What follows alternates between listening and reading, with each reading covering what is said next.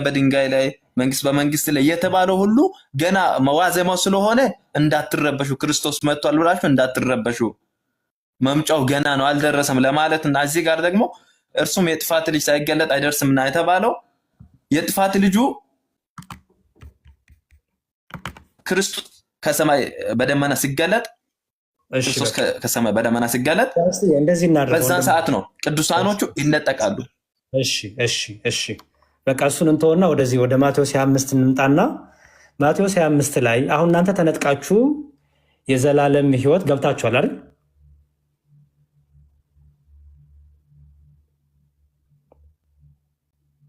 አይደለም? ከንጥቀት በኋላ ወደ ዘላለም ህይወት ገባችሁ አይደለ? ከንጥቀቱ በኋላ አዎ፣ ከንጥቀት በኋላ ወደ ዘላለም ህይወት ገባችሁ። እሺ ጥሩ። እነዚህ እነማን ናቸው? በማቴዎስ ወንጌል ምዕራፍ 25 ላይ ጌታ ሲመጣ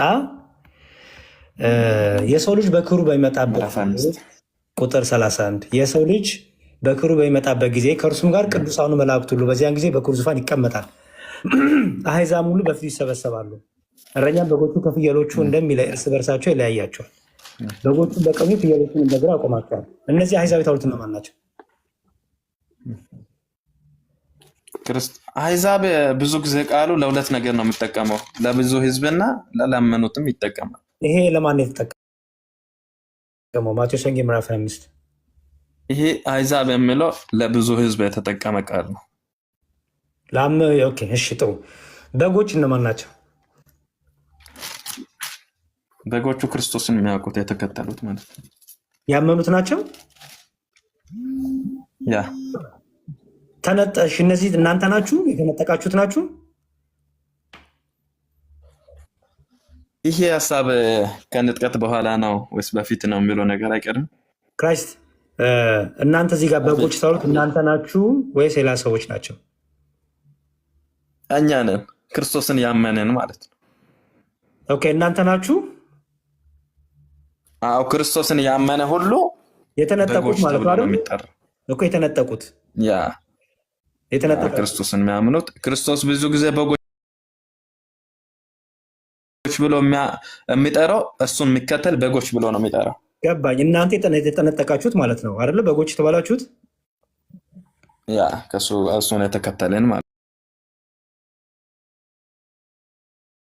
ነው። እሺ ፍየሎች እነማን ናቸው?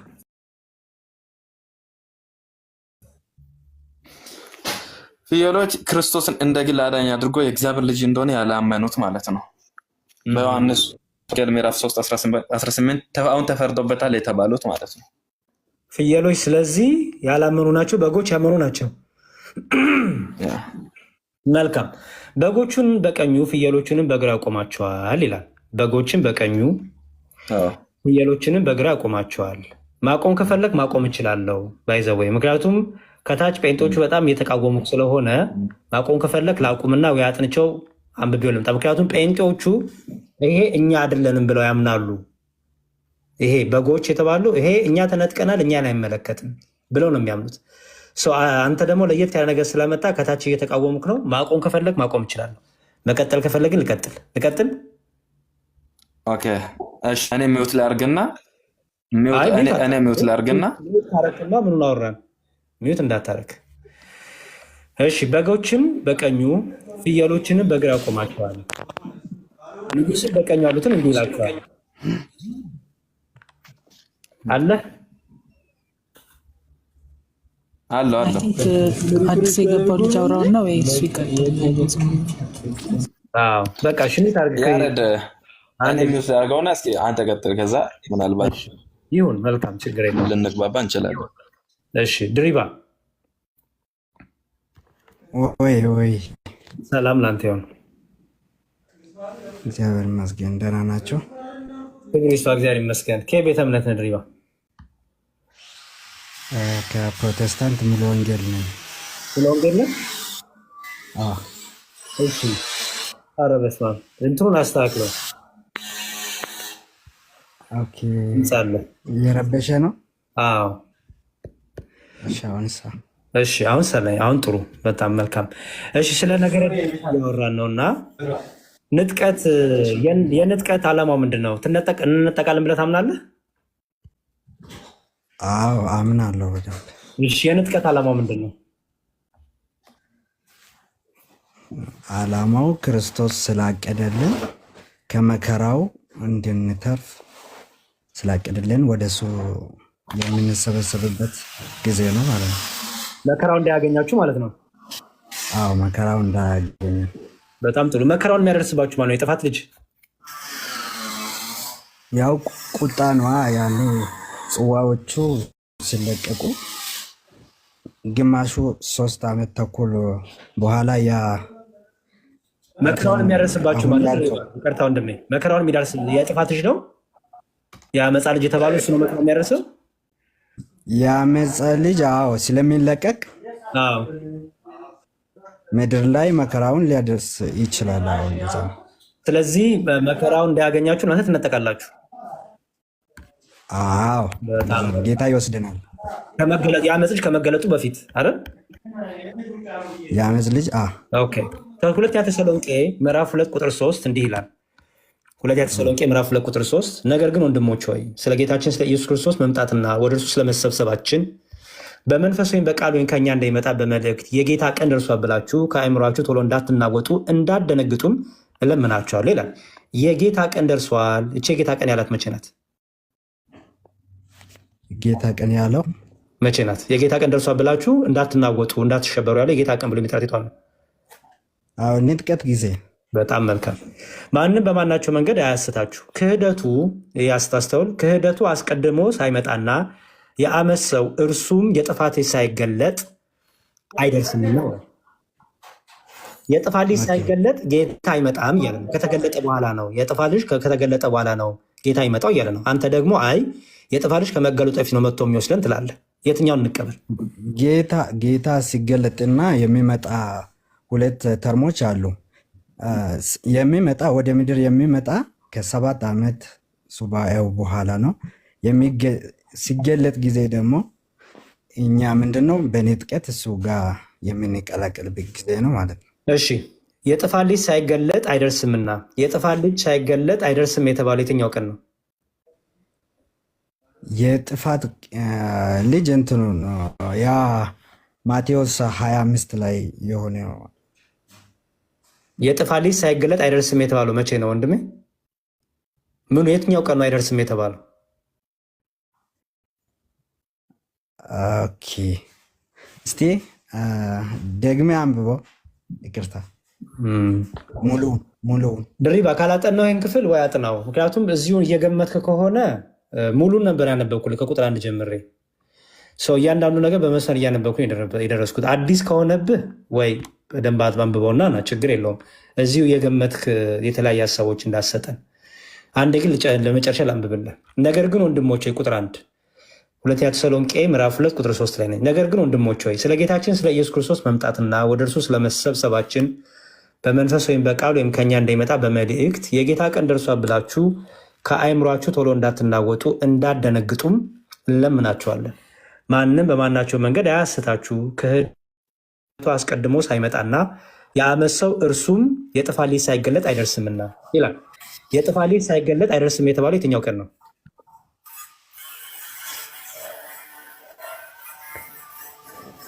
ክርስቶስ መገለጡ ነው። በእርግጥ እዚህ ጋር የተጻፈው ክርስቶስ መገለጡ ነው። የትኛው ቀን ነው የጥፋት ልጅ ሳይገለጥ አይደርስም የተባለው የትኛው ቀን ነው? የንጥቀቱ ቀን ነው አይደል? በእናንተ የክርስቶስ መገለጥ ተገልጦ ወደ እርሱ ይሰበስበናል ይላል። ዝም ብሎ መገለጥ ሳይሆን ተገልጦ ወደ እርሱ ይሰበስበናል። ወደ ክርስቶስ መምጣትና ወደ እርሱ መሰብሰባችን ነው። ይሄ ደግሞ ንጥቀት ቀን ነው አልከኝ አይደል? ስለዚህ ንጥቀቱ ቀን ደግሞ የጥፋት ልጅ ሳይገለጥ አይደርስም ነው የሚለው። ከተገለጠ በኋላ ነው የምንሰበሰበው ይላል። አንተ ደግሞ መከራውን ለማምለጥ ከመገለጡ በፊት ነው ትላለህ። መጽሐፍ ቅዱሱ ግን እንደዛ አይልም። በቃ ችግር የለውም። አጥራው በደንብና ልመለስ። አሁን ከነገረ ድነት ጋር የተያዘልኝ ለምንድን ነው ግን? ማቴዎስ ልመጣ ነው። የንጥቀቱ ዓላማ እናንተን ከመከራው አስመልጦ ወይም አምልጦ ወዴት ነው የምትገቡት? ከተነጠቃችሁ በኋላ የበጉ ሰርግ ነው የምንካፈለው። ወዴት ነው የምትገቡት?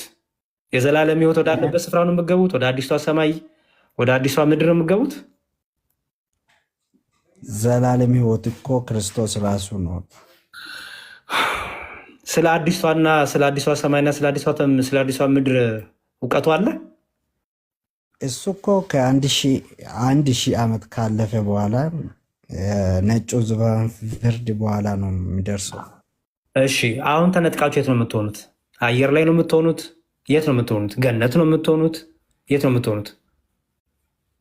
እሱ የፈለገ ቦታ ነው። እሱ ምን አገባን እኛ? ምን አገባን? መትረፋችን በቂ ነው። መቼ ተረፍክ? አልተረፍክም እኮ ምክንያቱም ከመከራው በኋላ ነው። ተርፈናል። ቅዱስ ወንጌል ምዕራፍ 25 እንዲህ ይላል።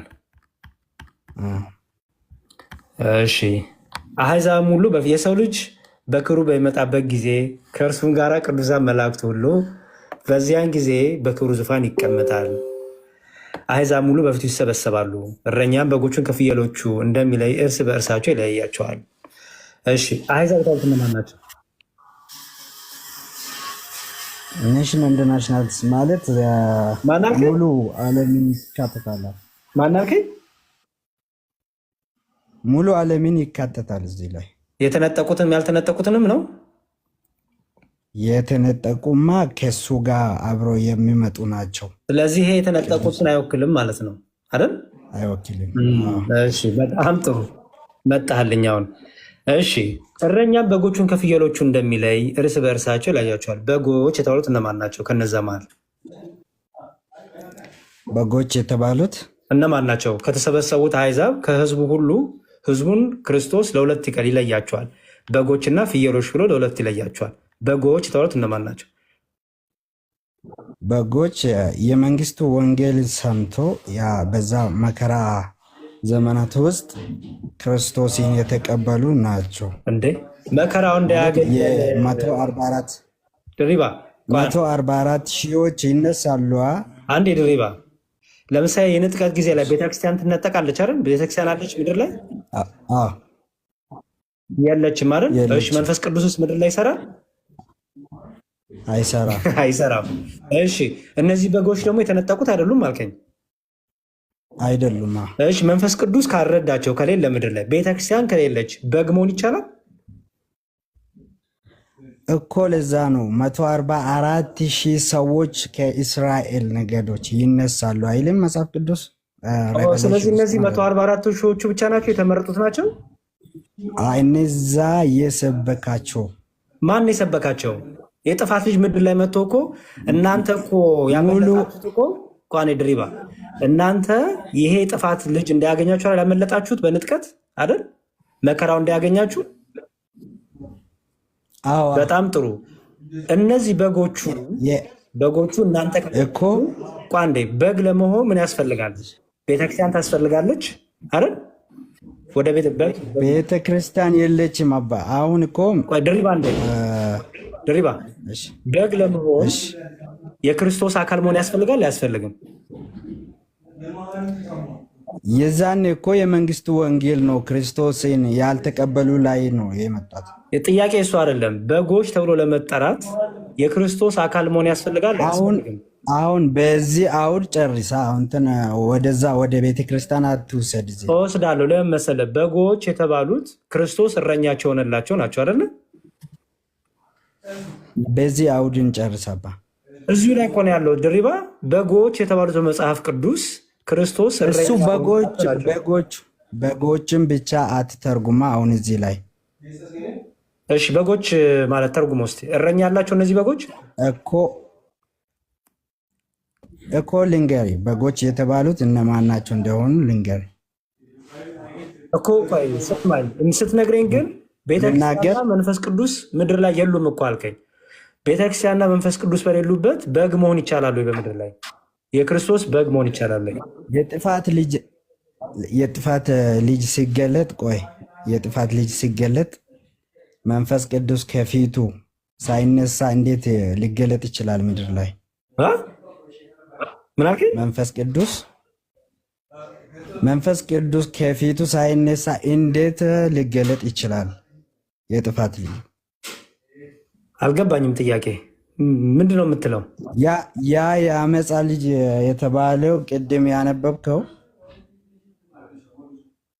ድሪባ፣ ቅድም ያነበብኩት ላይም አንተም አልገባህም እኮ አለፍኩ። ቅድም ያነበብኩት ላይ እኮ መልስ የለህም አንተም። ስለዚህ ተውኩ እኮ። እሺ አሁን አንተ በጎች እና ፍየሎች የተባሉ ትርጉም ነው የፈለግከው ከኛ?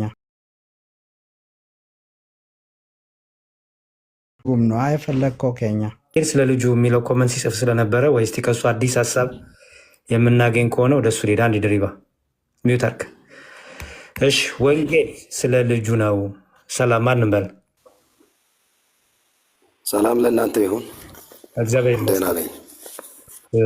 ሰላም ማንም በል። የወንጌል አማኝ ነኝ። ስሞትን ማንም በል። ስምህን ማንም በል። ይቅርታ ችግር የለም። ወንጌል ስለ ልጁ ነው ያልከው አውራኝ፣ ችግር የለም። እሺ ከቤተ እምነት ነህ? ከወንጌል አማኞች። ወንጌል አማኞች የሚባል ቤተ እምነት የለም። ምን ወንጌል ነህ? መካነ ኢየሱስ ነህ? መሰረተ ክርስቶስ ነህ? የት ነህ? ቃለ ሕይወት ነህ? ቤተ እምነት የለም ነው ያልከኝ? ወንጌል አማኞች የሚባል ቤተ እምነት አለ? ካውንስሉ እንኳን ወንጌል አማኞች የሚባል ቤተ እምነት ብሎ አልመደበም። የእኛ ቤተ እምነት ባይዘው አጠቃላይ የወንጌል አማኞች ነው የሚባለው። የት ነው ህብረት የምታደርገው እንጂ መካነ ኢየሱስ ቤተ እምነት አይባልም። የት ነው ህብረት የምታደርገው? የትም ላድርግ እኔ የወንጌል አማኝ ነኝ። በቃ አልኩህ እኮ። አሁን አንተ ወደ የምታምንበትን ቦታ በደንብ ኮርተህበት በኩራት መናገር ስትችል ያስወጣው እኔ ነኝ ባይዘው። ምክንያቱም እንደዚህ አይነት ሰዎች ጋር መዳረቅ ምንም ጥቅም የለውም። በልበ ኩሩነት በጣም በደስታ ልትመሰክር ይገባል። እኔ እንኳን ካውንስሉ እንኳን አንተን ሙሉ ወንጌል ብሎ ምንድን ነው የወንጌል አማኝ ብሎ አያውቅህም። ካውንስሉ የሚያውቅህ ወይ በሙሉ ወንጌል ነው ወይ በቃለ ሕይወት ነው ወይ በመሰረተ ክርስቶስ ነው ወይ በመካነ ኢየሱስ ነው። እንደ እኔ እኮ አይደለሁም የመደብኩ።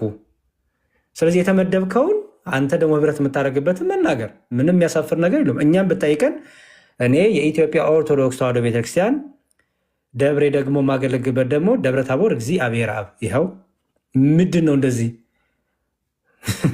እሺ ድሪባ እንመለስ።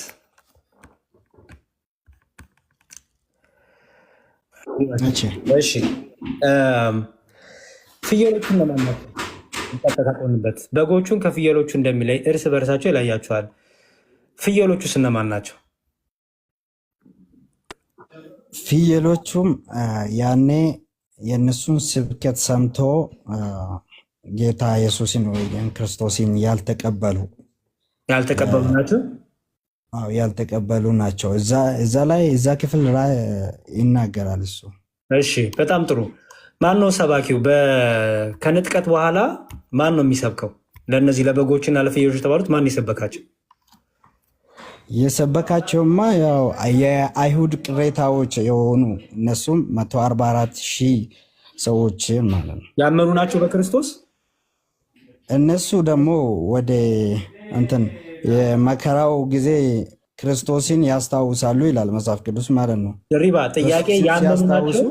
ኧረ አዳምጠኝ ፕሊዝ። እነዚህ 144,000 በክርስቶስ ያመኑ ናቸው?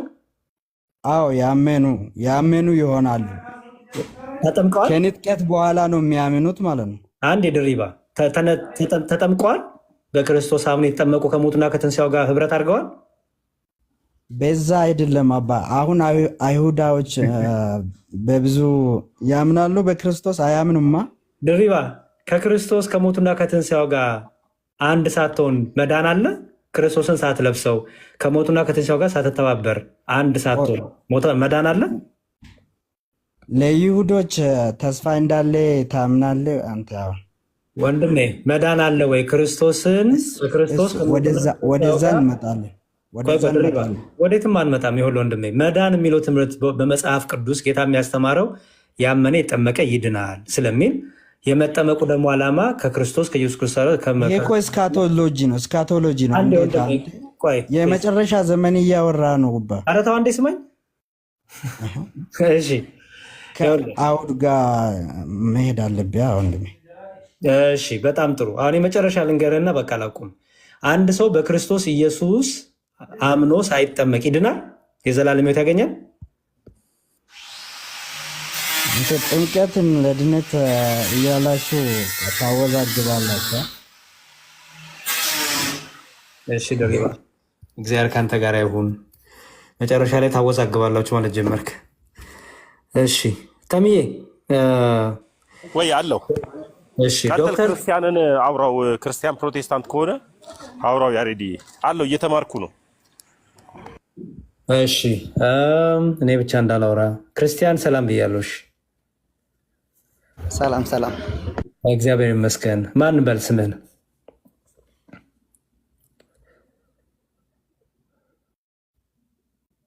ይቅርታ ወንድሜ፣ እኔ ኦርቶዶክስ ነኝ። በስተት ሪኮስት ልኬ ነው ያው ለመማማር ነው የገባሁት። እሺ ችግር የለም። ፕሮቴስታንቶች ካላችሁ ይሄንን ክፍል እንድትፈቱልን ስል በትህትና እጠይቃለሁ። ምክንያቱም ከተነጠቅም በኋላ እኛ አይመለከተንም። ማቴዎስ ወንጌል ምዕራፍ 25 በጎችና ፍሬዎች ተባሉት ውስጥ እኛ የለንበትም ትላላችሁ። ግማሹ አለንበት ይላል፣ ግማሹ የለንበትም ይላል። የለንበትም የምትሉ ሰዎች የምታቀሩት አርጊመንት ምንድነው? ተነጥቀናል፣ እኛ ተወስደናል ነው። ኦኬ እዚህ ጋር ግን በጎች ይላል። በመጽሐፍ ቅዱስ በጎች መቼም እረኛ አላቸው፣ እርሱም ኢየሱስ ክርስቶስ ይባላል። እነዚህ በጎች በመጽሐፍ ቅዱስ እንግዲህ የክርስቶስ ለመሆን ደቀ መዝሙር ለመሆን ማመን መጠመቅ ግዴታ ነው። በንጥቀት ትምህርት በወንድሞቻችን በፕሮቴስታንቶች እንነጠቃለን በሚለው ትምህርት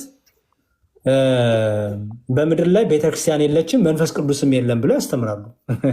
መንፈስ ቅዱስ የሌለበት ቤተክርስቲያን የሌለችበት በግ መባል ይቻላል እንዴ?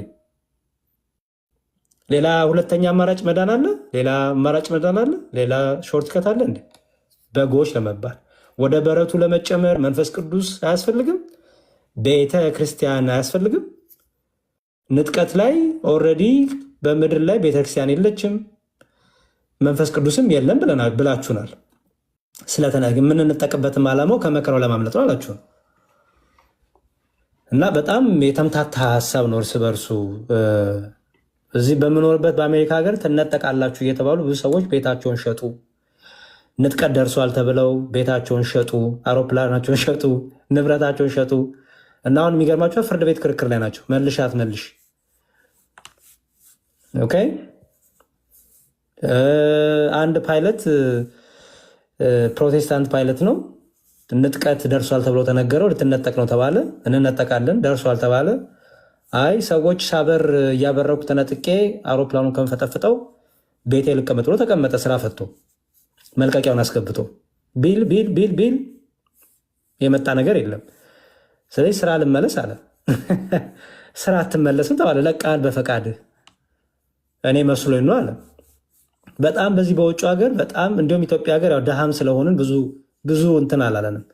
በውጭ ሀገር ግን በጣም ንብረታቸውን ለድርጅት ረድተው ለኤንጂኦ ረድተው አሁን ክስ ላይ ያሉ መልሱ አትመልሱ ልትነጠቃላችሁ ተብሎ ማለት ነው። ትዝ ይላችኋል ከዛሬ 2-3 ዓመት በፊት ፕሮቴስታንት ወንድሞቻችን ጠቅላላ ፕሮፋይላቸውን ቀይረው እንነጠቃለን ብለው ነበር። ትዝ ይላችሁ እንደሆነ አይደለ? ኮመንት ላይ ትዝ ይላችኋል። እንነጠቃለን የሚል ፕሮፋይል እንነጠቃለን ፕሮፋይል። ኦኬ እና ይገርማችኋል ዛሬም አሉ። ማንም የተነጠቀ የለም። ማንም የተነጠቀ የለም። አንዳንዴ እየመጡ ይሰድቡናል አሉ።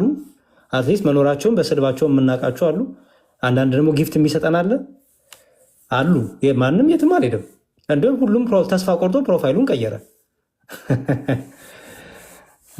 ንጥቀት በጣም ቀልድ የሆነ ትምህርት፣ በጣም ድራማ፣ ተስፋ ዝም ብሎ በቃ። ለዚህ ነው ቅዱስ ጳውሎስ በተሰሎንቄ መልእክቱ ምን አለመሰላችሁ? እንደዚህ አይነት ሰዎች እንደሚመጡ ስለሚያውቅ በተሰሎንቄ መልእክቱ እንዲህ አለ። እንደዚህ አይነት ድራማ የሚሰሩ ሰዎች፣ ብሔራዊ ቲያትር ያልተለየ አይነት ድራማ የሚሰሩ ሰዎች ስለሚመጡ ምን አለ? ነገር ግን ወንድሞች ሆይ ስለ ጌታችን ስለ ኢየሱስ ክርስቶስ መምጣትና ወደ እርሱ ስለመሰብሰባችን በመንፈስ ወይም በቃል ወይም ከእኛ እንደሚመጣ በመልእክት የጌታ ቀን ደርሷል ብላችሁ ከአይምሯችሁ ቶሎ እንዳትናወጡ እንዳትደነግጡም እንለምናችኋለን። እየለመነ ነው የሚያናግረው ቅዱስ ጳውሎስ። እባካችሁ እንደዚህ ያሉ የሚያሸብሯችሁ፣ እንደዚህ ያሉ የሚዘርፏችሁ፣ እንደዚህ ያሉ የሚሸውዳችሁ ሰዎች አሉ፣ ተጠንቀቁ። ማንም በማናቸው መንገድ እንዳያስታችሁ አለ። እንዳያስታችሁ ክህደቱ አስቀድሞ ሳይመጣና የአመፅ ሰው እርሱም የጥፋት ልጅ ሳይገለጥ አይደርስምና አለ። ፕሮቴስታንቱ ዓለም መከራው እንዳያገኘን ጌታ ይሰበስበናል አሉ። ኦኬ። ቅዱስ ጳውሎስ ግን ምን ይላል? የጥፋት ልጅ ሳይገለጥ አይደርስምና ይላል። የምንሰበሰው ለጌታ የጥፋት ልጅ ከመጣ በኋላ ነው ይላል። ፕሮቴስታንቱ ደግሞ የጥፋት ልጅ ከመምጣቱ በፊት እንዳያገኘን ነው ጥፋቱ ይላሉ። ቅዱስ ጳውሎስ ደግሞ እንደዚህ እያሉ የሚሸውሩትን ሰዎችን ብሎ ይነግራቸዋል። እርሱም የጥፋት ልጅ ሳይገለጥ አይደርስም። ወደ ጌታ የምንሰበሰበው ጌታ ወደኛ የሚመጣው እኛ ወደ እርሱ የምንሰበሰበው የጥፋት ልጅ ከተገለጠ በኋላ ነው። መከራውን ታግሰን መከራውን አልፈን መስክረን እንዴ ታዲያ እንደዚህማ ማምለጥ ከተቻለማ ራዚ ዮሐንስ ራእይ ላይ ከመከራ ያመለጡ የሚላቸው እነማን ናቸው? እስከ መጨረሻ የጸና ይድናል የሚለው ታዲያ ምን ሊመጣ ነው? እዚህ ጋር እስከ መጨረሻ የጸና ቢኖር እሱ ይድናል የተባለው ስለሚያመልጥ ነው እንዴ? መጽናት የሚለው እኮ ምን ያስፈልጋል?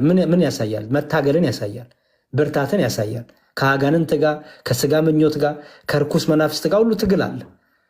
በዚህ ሁሉ ጸንተን ጌታ ሲመጣ ተስፋችን ሙሉ ይሆናል።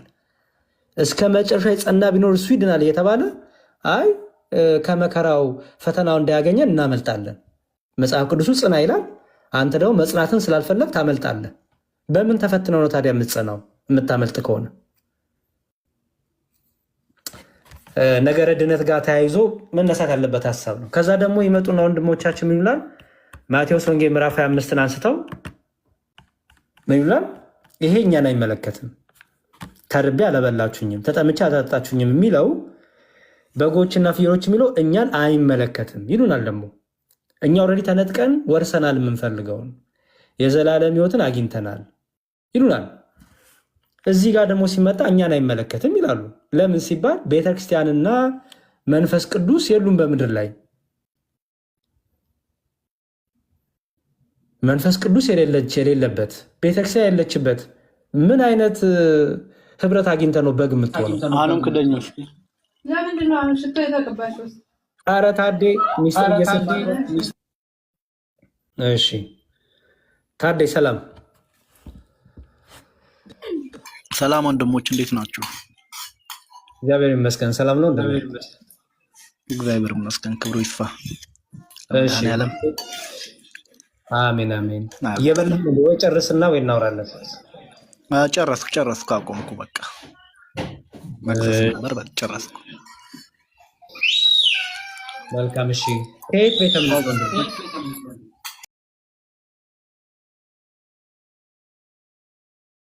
ከፕሮቴስታንት።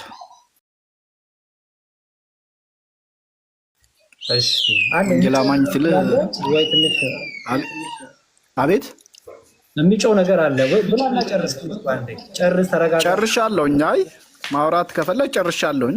እያላመጥክ እንደሆነ ካላላ ደግሞ አውርደው የሚረብሽም ስላለ ነው።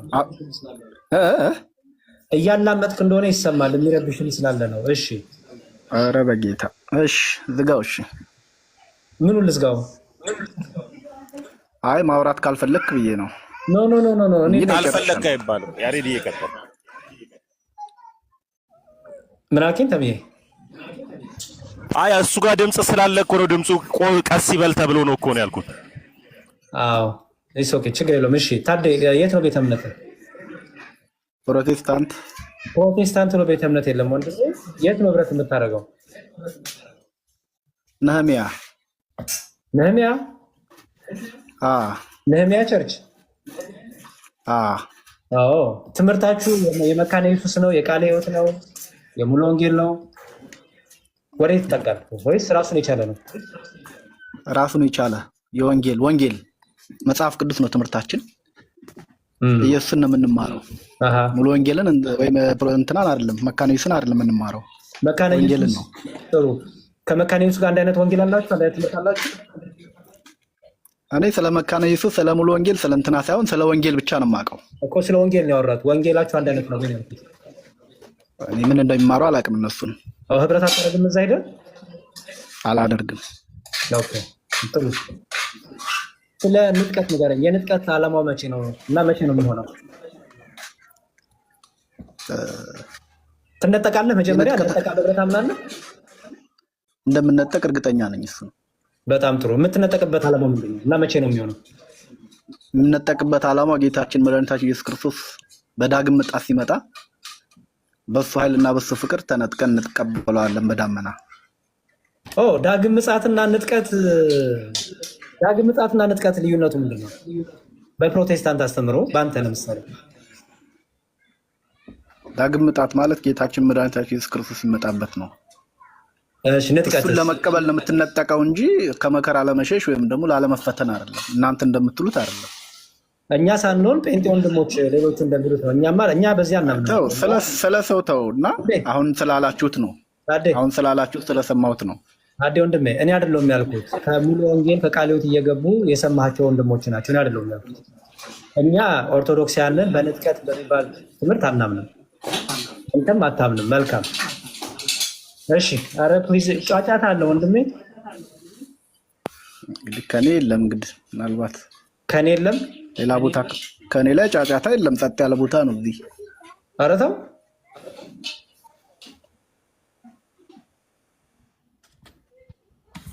እሺ፣ ማቴዎስ ወንጌል ምዕራፍ 25 ላይ እነዚህ በጎች እና ፍየሎች የተባሉት እነማን ናቸው? ጻድቅና ኃጢአተኞችን። ጻድቃኖችን በጎች ይላቸዋል። ኃጥአኖችን ደግሞ ፍየሎች ይላቸዋል። ኃጥአን ስትል ያመኑ ወይስ ያላመኑ? ያላመነ በሙሉ ኃጥአን ነው፣ ፍየል ነው። ያመነ ደግሞ በክርስቶስ ኢየሱስ በተከፈለለት ዋጋ ያመነ በግ ይሆናል፣ የእግዚአብሔር በግ ይሆናል። በክርስቶስ ኢየሱስ ያመነ። ከዚያ ውጭ ሆነው ግን ፍየል ነው። መልካም እሺ፣ አስተውል እንግዲህ ጥያቄ ነው። እነዚህ በጎቹ በጌታ ያመኑ ናቸው አልከኝ፣ ፍየሎቹ ደግሞ ጌታን ያላመኑ ናቸው አይደል? እሺ፣ ንጉስን በቀኙ ያሉትን እንዲህ ይላቸዋል። አንተ ጋር ነው እኮ ድምፅ ያለው ወንድሜ። ተሜ ሚውት አድርጓል። እቃ ምናምን እየታጠበ ነው አንተ ጋር። አሁንም ሸሸሁ። እስኪ አሁንስ? እሺ፣ አሁን ጥሩ። ቅድም እኮ ደግሜ ነገርኩህ፣ አንተ አይደለም ትለኛለህ። እሺ፣ ንጉስን በቀኙ ያሉትን እንዲህ ይላቸዋል። እናንተ የአባቴ ብሩካን ኑ ዓለም ከተፈጠረበት ጊዜ ጀምሮ የተዘጋጀላችሁን መንግስት ውረሱ። ተርቤ አብልታችሁኛል፣ ጠምቼ አጠጥታችሁኛል፣ እንግዳ ሆኜ ተቀብላችሁኛል ይላቸዋል። ደሴም ጥያቄ ለእነዚህ አንተ በክርስቶስ አላመኑ ላልካቸው ይቀርብላቸዋል። ኦኬ፣ አሁን ይሄ ጥያቄ እነዚህ ፍየሎች በክርስቶስ ያላመኑ ከሆነ ለክርስቶስ ላላመኑ ሰዎች ተርቤ አብልታችሁኛል፣ ተጠምቼ አጠጥታችሁኛል፣ ታርዤ አልብሳችሁኛል የሚል ጥያቄ ይቀርባል። ምክንያቱ እኮ ነው፣ የተመደቡበት ምክንያት እየሰጣቸው ነው። ታዴ ጥያቄ እሱ አይደለም። ጥያቄ ለጻድቃኑም በክርስቶስ ላመኑም ተርቤ አብልታችሁኛል። ምክንያቱም እነሱ ስላመኑ ይሄ ምግባር ይሄ ፍሬ ከእነሱ ይጠበቃል አይደል? ከታች ሰዎች በሴም ጥያቄ ደግሞ አንተ አላመኑም፣ እነዚህ በክርስቶስ ያላመኑ ናቸው ላልካቸው አንድ አይነት ጥያቄ ቀረበ። ላላመነ ሰው ፍሬ ለምን ፍሬ አላፈራም ተብሎ ይጠየቃል እኮ። ላላመነ እንዲያምኑ ጊዜ ተሰጠ። ወንጌል የሚሰበከው አሁን ፍየል ላለመሆን ነው። ወንጌል ይሰበካል፣ በየሜዳውም በየገበያውም በየቤተክርስቲያኑ በየምኑ ወንጌል ይሰበካል። ለምን? ወንጌል የሚሰበክልህ ጌታ ኢየሱስ ክርስቶስን ተቀብለህ ያን ፍሬ እንድታፈራ ነው። ፍሬ ደግሞ ከጉልበት የምታፈራው ነገር እናንተ በአቅማችሁ ወይም ደግሞ ከእኔ ውጭ ልታፈሩ አትችሉም ይላል። ማንም ሰው በጉልበቱ ፍሬ ሊያፈራ አይችልም። ፍሬ ሊያፈራ የሚችለው ማን ነው? በክርስቶስ ኢየሱስ የሆነ ነው። እኔ ወይኔ ግንድ ነኝ፣ እናንተ ደግሞ ቅርንጫፎች ናቸው። ታዴ ጥያቄ እሱ አይደለም ፕሊዝ። ቅርንጫፍ ያለ ግንዱ ማፍራት ስለማይችል አልተቀበሉም፣ ማፍራት አልቻሉም። አንዴ ቆይ አትጩህ ወንድሜ፣ ረጋ በል እንጂ። የጠየቁ ጥያቄ እነዚህ እስከ ጭራሹ ከክርስቶስ የጠበቁ አይደሉም፣ እስከነ ጭራሹ ክርስቶስን አያውቁም እኮ አልከኝ። እነዚህ ፍየሎችን አላመኑም ነው እንጂ አያውቁም አይደለም ያልኩህ እኮ። አላመኑም ማለት አልተጣበቁም ማለት ከግንዱ ጋር ተጣብቀዋል። አልተጣበቁም። አላመኑም ማለት አልተጣበቁም። አያውቁትምና አላመኑም ይለያያሉ። ወንድሜ ማመንና ማወቅ ይለያያል። በጣም ጥሩ። ከግንዱ ጋር ሳይጣበቁ ፍሬ ለምን አላፈራችሁ ተብሎ ይጠየቃሉ። እንዲያፈሩ ተጠይቀዋል፣ እድል ተሰጥቷቸዋል። ያለ እኔ ልታፈሩ አትችሉም እኮ አልከኝ አይደል? ስለዚህ ከክርስቶስ ጋር ከግንዱ ጋር እንዲጣበቁ እድል ተሰጣቸው። እድላቸውን ባለመጠቀማቸው ፍሬ የሚጠበቀው ከማን ነው? ፍሬ የሚጠበቀው በክርስቶስ ኢየሱስ ካመነ ነው። በጣም ጥሩ። ስለዚህ ጥያቄውን ፍሬ የሚጠበቀው ላመኑ ሰዎች የሚደርሰው የሚጠይቀው አይደል? እዚህ ጋር አላደረጋችሁም፣ ተርቤ አላበላችሁኝ፣ ተጠምቼ አላጠጣችሁኝም እያለ ያለው ጌታ በጎቹንም ጠየቃቸው፣ ፍየሎቹን ጠይቃቸው። ፍየሎች ያላመኑ ከሆነ ይሄ ጥያቄ ለነሱ እኮ አይገባም። ምክንያቱም ያላመነ በክርስቶስ ስላላመነ አሁን ተፈርዶበታል ነው የሚለው አይደል? በቃ አለቀ። ያላመነ ሰው ከመነሻውም በፍርድ ውስጥ ነው ያለው አይደል? በትክክል። ስለዚህ በክርስቶስ ባለማመን ፍርድ ውስጥ ነው። በጣም ጥሩ። ተፈርዶበታል ከተባለ እነዚህ ደግሞ ኦልሬዲ ይሄን ስላላረጋችሁ ይሄን ስላላረጋችሁ ነው እንጂ ተባሉ፣ ስላላመናችሁ አልተባሉ። ምክንያቱም ለበጎቹ ለፍየሎቹ የቀረበው ጥያቄ የእምነት ጥያቄ አይደለም። የእምነት ጥያቄ ነው። በማመንህ እኮ ነው ፍሬ ማፍራት የምትችለው። በጉልበትህ አታፈራም አልኩህ እኮ። ታዲያ እሱን አልጠየቁም። እኔ የቀረበላቸው ጥያቄ የእምነት ጥያቄ ነው ወይ? ለበጎቹ የእምነት ጥያቄ የቀረበላቸው ከእምነት የመነጨ ፍሬ ነው እንጂ ያለ እምነት የሆነ ፍሬ በክርስቶስ ኢየሱስ ተቀባይነት የለውም እያልኩህ እኮ ነው። አዳምጠኝ። አሁን ለእኔም እድል ስጠኝና እንዲያዳምጠኝ። ክፍሉ ላይ ሆነ ፍታለኝ። ለእነዚህ ለበጎቹም ለፍየሎቹም የቀረበው ጥያቄ አንድ አይነት ነው ወይስ አይደለም? አንድ አይነት ጥያቄ ይጠይቃል። በጣም ጥሩ። ጥያቄው የእምነት ጥያቄ ነው ወይስ የምግባር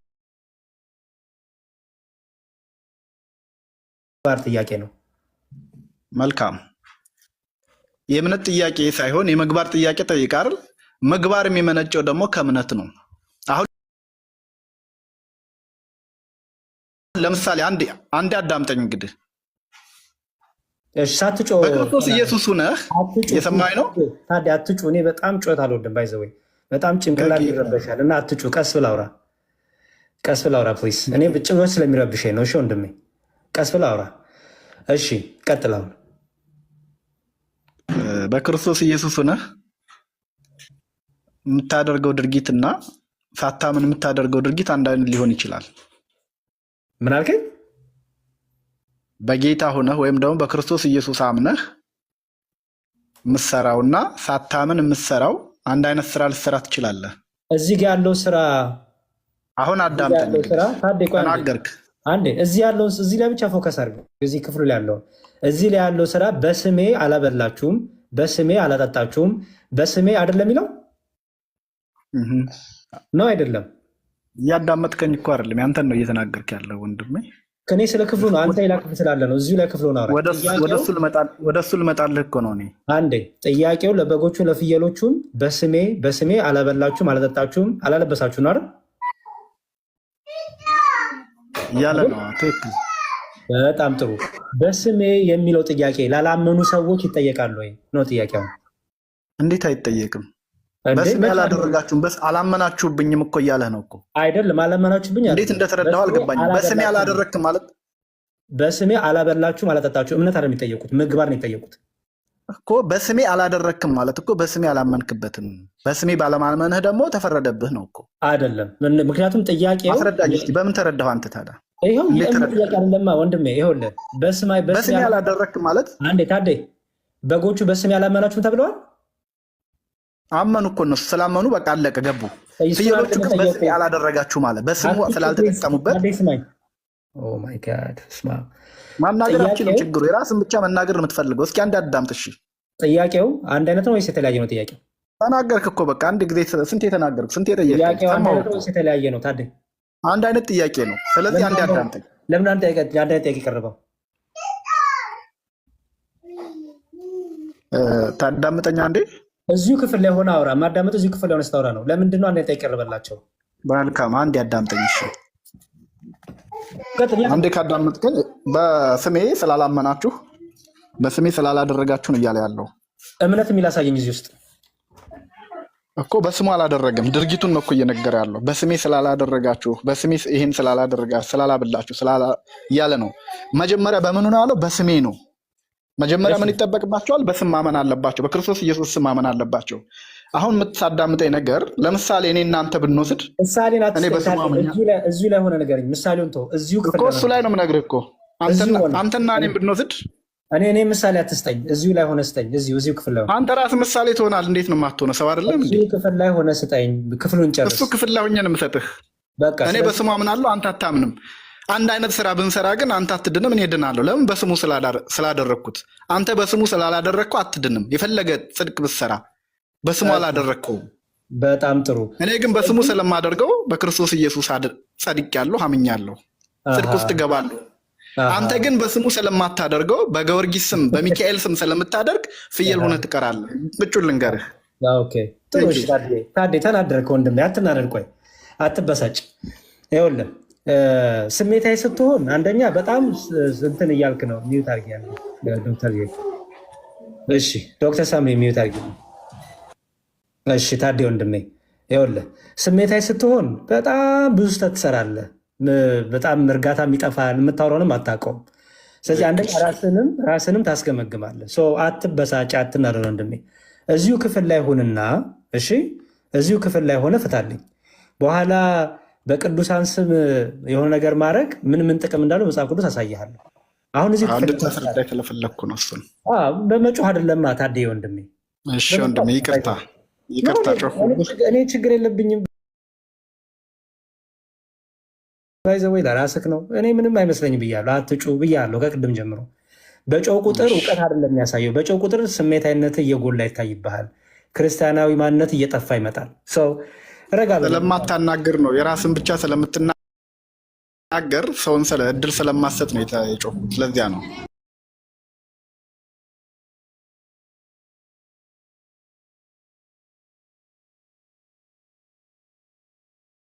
የጮከው። እሺ ጥሩ፣ ችግር የለውም። ተመለስና ሚዩት አድርጎ የገባችሁ አንዴ ፕሌስ። እሺ ወይኔ ምን ነው በእውነት ሰው ግን በጣም ነው የሚገርመው። ለምንድን ነው የምትገቡት? ስትገቡ አታውቁትም?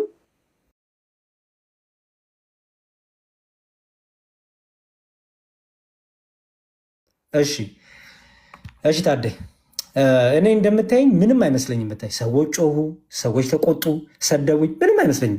ለምን መሰለህ? ነገሮችን ረጋ ብሎ ማስረዳት የተቻለ፣ በእውቀት ማስረዳት የተቻለ፣ ፎከስ አድርጎ ማስረዳት የተቻለ። እኔ እንዲሁም ለእኔ የሚጮህና የሚቆጣ ሰው የሆነ ሊሸውድ የሞከረ ነው ይመስለኝ። ስለዚህ ተረጋጋና አውራኝ። ጥያቄ ምንድን ነበረ መሰለህ? ጥያቄ ጌታ አሕዛብ ሁሉ በፊቱ ሰበሰበ። አሕዛብ ሁሉ በፊቱ ሰበሰቡ። ከዛ በኋላ እረኛ በጎቹን እንደሚለይ ከነዛ ውስጥ በጎችና ፍየሎች አድርጎ ለየ። ኦኬ፣ በጎችና ፍየሎች አድርጎ ለየ። ለበጎቹ ለፍየሎቹም የቀረበው ጥያቄ የእምነት ጥያቄ ሳይሆን የምግባር ጥያቄ ጠይቅ። ትክክለኝ? እሺ ቀጥል። ትክክለኝ አይደለሁም? እየሰማው ነው። ያላመነ ሰው አሁን ተፈርዶበታል። ለመጽሐፍ ቅዱሱ በአንዱ በእግዚአብሔር ልጅ በክርስቶስ ኢየሱስ ባለማመኑ አሁን ተፈርዶበታል ይላል። ካላመነ ሰው ምግባር አትጠይቅም ሲጀመር። ኦኬ፣ ምግባር አይጠየቅም። ያላመነ ሰው በኢየሱስ ክርስቶስ ስም እያለ የሚያደርገው ነገር የለም። ምክንያቱም ሲጀመር በስሙም አላመነም፣ በክርስቶስም አላመነም። ኦኬ፣ ስለዚህ በክርስቶስ ያላመነ ሰው አሁን ፍርድ ውስጥ ነው ያለው። የሆነ ቀን ተጠብቆ በስሜ እኮ አላበላህም፣ በስሜ እኮ አላጠጣ የሚል ጥያቄ አይቀርብለትም። ኦልሬዲ በስሙ ለማብላት ለመጠጣት ስሙን ራሱ ማመን አለበት። ኦኬ፣ መጨመር አለበት ወደ ክርስቶስ አካል፣ ክርስቲያን መሆን አለበት። ምክንያቱም ያላመነ ተፈርዶበት አይተዋል። ለምንድን ነው? በክርስቶስ አካል ባለመሆኑ ነው እስከነጭራሹ። የክርስቶስ አካል ያልሆነ ደግሞ ፍሬ ለምን አላፈራህም፣ ምግባር ለምን አላሳየም ተብሎ አይጠየቅም። ይጠይቃል? ጨርስ። ይጠየቃል ወይስ አይጠይቅም? ጨርሰህ ብናገር ይቻላል። ለምን ጥልቅ ማለቱ ተገቢ ስለማይሆን ማለት ነው። እሺ ጥሩ። ስለዚህ ከዛ የራስን ውሳኔ ወስና ከዚያ ማናገር ያለብኝ ብናገር ይሻል ይመስለኛል። እሺ ለምን ጣልቃ ስለምትገባ አንተ ነው? እሺ ጣልቃ አልገባም። አስረዳኝ። እነዚህ ፍየልና በጎች ጥያቄ ላስቀምጥልህ፣ አስረዳለህ። አንደኛው ጥያቄ ፍየሎችና በጎቹ ለምንድን አንድ አይነት ጥያቄ የቀረበላቸው? ኦኬ፣ ጥያቄው የእምነት ጥያቄ ነው ወይስ የምግባር ጥያቄ ነው? የእምነት ነው ካልከኝ የእምነት ጥያቄ መቅረብ ያለበት ለማን ነው? የምግባር ነው ካልከኝ የምግባር ጥያቄ መቅረብ ያለበት ለማን ነው የሚለውን ፍታልኝ። ቀጥለው ያው ኦኬ፣ አመሰግናለሁ። ይኸውልህ ሁሉም ህዝቦች የእግዚአብሔር ልጆች ናቸው፣ ወይም ደግሞ በእግዚአብሔር የተፈጠሩ ናቸው። ሁሉም ህዝብ የእግዚአብሔር ፍጥረት ነው። ያን የፈጠረውን ፍጥረት ደግሞ ሰበሰበ፣ የሰው ልጆችን ሰበሰበ። የሰው ልጆችን ከሰበሰበ በኋላ በጎችና ፍየሎችን ለያቸው፣ የራሱ የሆኑትና ያልሆኑትን ለየ። ለምንድን ነው የተለየ ነው ብለው ሲጠይቁ እዚያው ላይ ወረድ ብለህ አንብበው ከሆነ እናንተ ስራብም አላበላችሁኝም፣ አንደኛ በስሜ አላደረጋችሁም። በቃ በስሜ ማለት በስሙ አላመናችሁም፣ በስሜ አላመናችሁምና ምግባርም አልፈጸማችሁም። መጀመሪያ ማመን ይቀድማል። ካመነ በኋላ ደግሞ ምግባር ይከተላል። ለምን? በህይወታችሁ እኔ ምሰሉ ስላለ የሱ ባህሪ ደግሞ ያካፍለን ባህሪ ያለ ደግነት፣ ፍቅር፣ ቸርነት፣ ሩህሩህነት እነዚህ ነገር ተፈካፍልሃል። በሱስ በስሙ ስታምን እነዚህን ድርጊቶችን ማድረግ አለበት። ያን ደግሞ ከመጀመሪያም በስሙ አላመኑ፣ ድርጊቶቹንም አልፈጸሙም። ቢፈጽሙም ትርጉም የለውም። በስሙ ካላደረግከው የፈለገ መልካምነት ብታደርግ ትርጉም የለውም። ስለዚህ እነዚያ በጎች እንደተሰበሰቡ ፍየሎቹ ጥያቄ ሲያቀርቡ ለዚህ ጥያቄያቸው ነው መልስ ሰጣቸው። መቼ መተህ አሉ እኮ መቼ መተህ እናብላህ፣ መቼ ታስረህ እናስፈታህ እንጠይቅህ ምናምን ብለው ሲጠይቁት ምንድን ነው ያለው? ለተናናሾች ያደረጋችሁት ለእኔ እንዳደረጋችሁት ቁጥር ነው አላቸው። ክርክር ነው የፈጠሩት፣ መልስና ክርክር አድርገዋል። ስለዚህ ለነዚያ ላልተመረጡበት ምክንያታቸውን እየሰጣቸው ነው። በዚች ምድር እያለ ወንጌሉን በትክክል አምኖና ተቀብሎ በስሙ ባለማድረጉ ይሄ ይገባቸዋል ተብሎ እየተሰጣቸው የተለዩ ነው። ጨረስክ? ይሄ ነው መልሳችን። ኦኬ፣ ጥያቄ እንድገምል ጠይቅህ። ጥያቄ እዚህ ክፍል ውስጥ የእምነት ጥያቄ ነው ወይስ የምግባር ጥያቄ ነው? ሁለቱም አለበት ወንድሜ። ሳታምን ምግባር አትፈጽምም። ሳታምን ምግባር ብታደርግም ትርጉም የለውም እኮ አልኩህ። በጣም ጥሩ። ያላመነ ሰው በክርስቶስ ስላላመነ ተፈርዶበታል። መቼ ነው የተፈረደበት? ያላመነ ሰው ከዚያኑ ቀን ተፈርዶበታል። መቼ? እስከ ዳግም ምጽአት ባለማመኑ አይጠበቅም። በምድር እያለ ተፈርዶበታል። ግን ያንን ፍርድ ሲለይ ደግሞ ያሳየዋል። በጣም ጥሩ። ስለዚህ በክርስቶስ ያላመኑ ሰዎች አሁን ተፈርዶባቸዋል አይደል? አሁንም ተፈርዶባቸዋል። በክርስቶስ ያላመኑ ሰዎች ምግባር ይጠየቃሉ? ምክንያት እየሰጣቸው ነው እኮ አልኩህ። ሁሉም የእግዚአብሔር ፍጥረት ስለሆነ በግና ፍየል ሲለይ ለምን ተለየን ለሚሉት ምክንያት እየሰጣቸው ነው። ጥያቄ መልስልኝ። በክርስቶስ ያላመኑ ሰዎች ምግባር ይጠየቃል አይደል? ኦኬ፣ እንዲሁም አንድ ነገር ላሳይ። ይህንን በምን ጋር ላገናኝልህ? የዮሐንስ ወንጌል ምዕራፍ 15 ጌታ እንዲህ ይላል። ዮሐንስ ወንጌል ምዕራፍ 15 ቁጥር 1 ላይ እውነተኛ የወይን ግንድ እኔ ነኝ አይደል? ገበሬውም አባቴ ነው። ፍሬ የማያፈራውን በእኔ ያለውን ቅርንጫፍ ሁሉ ያስወግደዋል፣ ፍሬ የሚያፈራውንም ሁሉ አብዝቶ እንዲያፈራ ያጠረዋል ይላል። በጣም አሁን በደንብ አስተውል። ይሄ የሚወገደው ቅርንጫፍ ከግንዱ ጋር አለ ወይስ የለም? ይሄ ስለ አንተና ስለ እኔ የተጻፈ አይደለም ወንድሜ። ችግር የለውም። ከግንዱ ጋር መጀመሪያ ፈታለኝና ከዛ በኋላ ትፈታልኛለህ። ይሄ ከግንዱ ጋር ያለ ቅርንጫፍ ነው ወይስ ስለ እኔና ስለ አንተ የተጻፈ አይደለም? እሱን አልጠየኩም ታዴ። ስለ እኔና ስለ አንተ መሆኑን አሳይሃለሁ። መጀመሪያ ይሄ ቅርንጫፍ ከግንዱ ጋር አለ ወይስ የለም እኮ አልገባህም። የምናገርህ እኮ አልገባህም። መጀመሪያ አታዳምጥም። ችግሩ ትጠይቃለህ ግን አታዳምጥም። ጣልቃ ትገባለህ። አንዴ ልጨር። ለእኔና ስለ አንተ ለምን አልክ ብትለኝ ልንገርህ። እሺ፣ ጥያቄ በእኔ ግንድ ያሉ ያላቸውን አንተና እኔን አይደለም አይሁዶችን ነው። ኦኬ፣ ነው እንዴ? አይሁዶች ናቸው እነዚህ?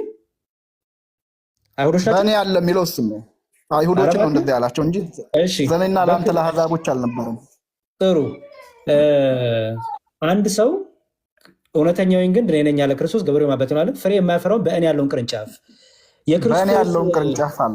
አንዴ ስማኝ። የክርስቶስ የግንዱ ክርስቶስ የወይን ግንድ ነው አይደል? እውነተኛ የወይን ግንድ እሱ ነው አይደል? የክርስቶስ ቅርንጫፍ ክርስቶስ ላይ ቅርንጫፍ ለመሆን ግንዱ ላይ ቅርንጫፍ ለመሆን ምንድን ነው ሪኳርመንቱ? ቅርንጫፍ ለመሆን ማመን ነው የሚጠበቅብህ። ግን እዚህ ላይ ያለህ ግን በእኔ ያለውን ነው የሚለው። ከመጀመሪያ በሱ የሆኑትን ቅርንጫፎች ነው የሚለው። በጠይቅ ነው። አይሁዶች ናቸው እነዚህ? በመጀመሪያ እና አይሁዶች በክርስቶስ ያምናሉ? ባለማመናቸው ተቆረጡ። ኧረ እኔ እሱን አልጠየቅኩም። ለመቆረጥ እኮ መጀመሪያ ቅርንጫፉ ላይ መሆን አለብህ አይደል? እኮ በክርስቶስ ኢየሱስ በእኔ ሆነው ነው የሚልህ እኮ በእኔ ሆነው ቅርንጫፍ ፍሬ ባለማፍራቱ ይቆረጣል። በሱ ነበሩ። ክርስቶስ ኢየሱስ ለማን ነው የመጣው? እሺ ታዴ፣ ክርስቶስ ኢየሱስ ኦልሬዲ ቅርንጫፍ እሱ ላይ ቢሆን ኖሮ መሞት መሰቀል ምን አስፈለገው? ይኸውልህ ክርስቶስ ኢየሱስ ለማን ነው የመጣው? እስኪ ይሄን ንገረኝ እስኪ። ለወደቁት ጠቅላላ፣ በኃጢአት ውስጥ ላሉ ጠቅላላ፣ ከዘላለም ሕይወት ለወጡ ጠቅላላ። ጌታ ሳይሞት የዘላለም ሕይወት የለም። አዎ የለም። ጌታ ሳይሞት በመስቀል ቤዛ ሳይሆን የዘላለም ዮሐንስ ወንጌል ምዕራፍ 1 ምንድን ነው የሚለው? ወደ ገዛ ወገኖቹ አዳምጠኝ። እሺ አትጩህብኝ ፕሊዝ። እኔ አሁን ከጮህክብኝ ከዚህ በኋላ አስወጣለሁ። ታዲያ እውነቴን ነው የምልህ። ስማኝ፣ ራስን መቆጣጠር ከሕይወት መጽሐፍ ልታስወጣኝ ነው የምትመስለው እኮ አንተማ ጭራሽ። ከገስት ማስወጣው እንግዲህ የሕይወት መጽሐፉን እግዚአብሔርና አንተ ወስኑ። እሺ እግዚአብሔርና አንተ ፓስተሩ ወስኑ የሕይወት መጽሐፍን። እሺ ማን ነው ሌላ የሚያወራኝ? ሀይ እንዴት ናችሁ? ፕሮፌት ነው የሚለው። እሺ ሰላም ፕሮፌት። ሰላም ነው። እኔ ቅድም ያው አንዳንድ ጥያቄ ከዶክተር እና ከተሙ ጋራ ተነጋግረን ነበረ። ያው ምንም አይነት ልዩነት የለንም። መጣለው ስላልኩን የመጣሁት ግን ደጋግመህ ያመኛል ስላልክ ያው የጸሎት ሰው ስለሆንኩ ልጸልይልህ ብዬ ነው። ብርስቅላ ለማ ለአንተ ያመኛል ስላልክ ያው የጸሎት ሰው ስለሆንኩ ልጸልይልህ ብዬ ነው። ፕሮፌት መጸለይ ከፈለጉ በተለይ ለሚጮሁ ለሚያስጨዋቸው ራሳቸውን መቆጣጠር ለማይችሉ በጣም ስሜታዊ ሆነው ጩኸት በጣም በጩኸት ሰው ለሚረብሹ ሰዎች ቢጸልዩ ጥሩ ነው።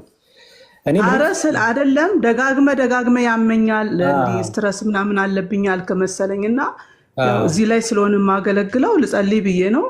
ካልሆነ በቃ ከደበረ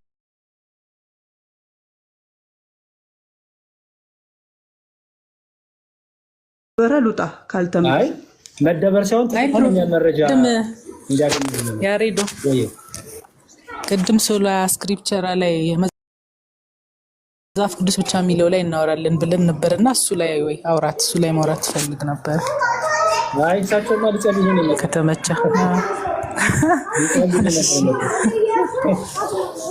እሺ መጸለይ ከፈለጉ ፕሮፌት የቅድሞቹን ሁለት ሰዎች ፎሎ አድርጓቸው ፕሊዝ። ምክንያቱም ጸሎት ይፈልጋሉ በጣም ቱ ቢ ኦነስት። እንደዚህ የሚጸልይ ሪፈር ማድረግ ከቻልኩማ ሪፈር ልንገራቸው። ፎሎ አድርጓቸውና ልጸልይ ይፈልጋሉ ይበሏቸው። እኔ ስትረስ አለብኝ አላልኩ።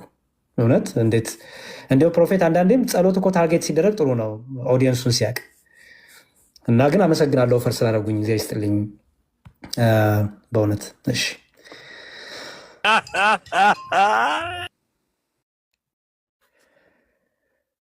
እሺ ይቅርታ ያሬድ ስለሳኩኝ በጣም ይቅርታ።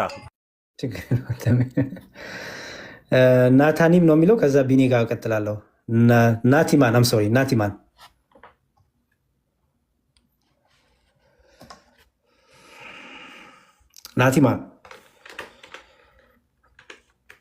እሺ ቢኒ ሰላም፣ እንዴት ነህ? እንዴት ነህ መዝሙር? ሁሉ ሰላም እግዚአብሔር ይመስገን። እንዴት ነህ? አለው እግዚአብሔር ይመስገን።